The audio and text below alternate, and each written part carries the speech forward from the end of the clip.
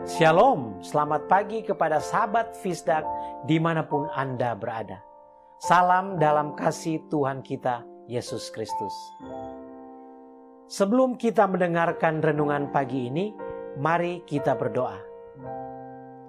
Bapa kami yang ada di dalam kerajaan surga, kami berterima kasih kepadamu Bapa, kami boleh bangun di pagi ini dengan penuh kesukaan dan merasakan tubuh yang sehat, kuat yang baru. Kami akan memulaikan hari ini Tuhan, tetapi sebelumnya kami rindu untuk mendengarkan firman-Mu. Berkati kami, urapi kami dengan Roh-Mu yang kudus, sehingga kami boleh dapat mengerti maksud dan kehendak Tuhan di dalam firman Tuhan ini. Terima kasih Bapa, di dalam nama Yesus, Tuhan dan Juru Selamat kami. Amin. Karena iman, maka ia telah meninggalkan Mesir dengan tidak takut akan murka raja. Ia bertahan sama seperti ia melihat apa yang tidak kelihatan.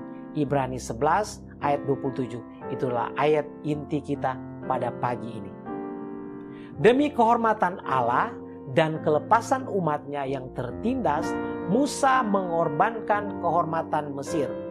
Kemudian dalam suatu makna yang khusus, Allah mengambil alih pendidikannya. Ia masih harus mempelajari pelajaran bergantung atas kuasa ilahi.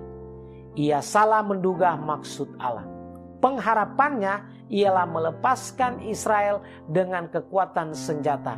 Untuk hal itu, ia mempertaruhkan segala sesuatu dan gagal. Dalam kekalahan dan kekecewaan, ia menjadi seorang buronan dan orang buangan di negeri asing. Tampaknya sudah putus sama sekali dari tugas hidupnya. Ia sedang menerima disiplin penting untuk menggenapi tugas itu. Ia harus memperoleh pengalaman yang akan menjadikannya seorang gembala yang setia dan panjang sabar bagi bangsa Israel.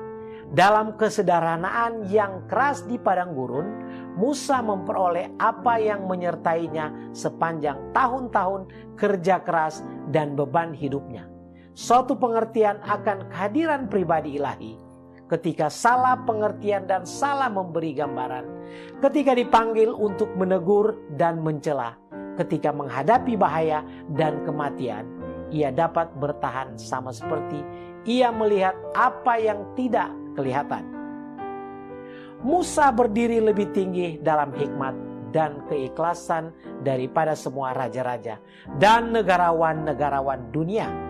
Ia murah hati, berbudi luhur, seimbang, ia tidak bercacat, dan kualitasnya tidak hanya setengah berkembang. Ia dapat dengan sukses mendesak sesamanya manusia. Karena hidupnya sendiri merupakan suatu gambaran hidup dari menjadi apa biasanya manusia itu. Dan mengerjakannya dengan Allah sebagai penolongnya. Ia berbicara dari hati dan itu mencapai hati. Ia terampil dalam pengetahuan, namun sederhana bagaikan seorang anak dalam manifestasi simpatinya yang dalam. Dikaruniai dengan naluri yang luar biasa, ia dapat menimbang dengan segala keperluan semua orang yang mengelilingi dia. Tantangan dia yang terkenal karena kelemah lembutannya. Kristus berkata, ia dapat dipercaya. Oleh dia aku dapat menyatakan diriku kepada dunia. Ia tidak akan merajut ke dalam jaringan itu suatu benang sifat mementingkan diri.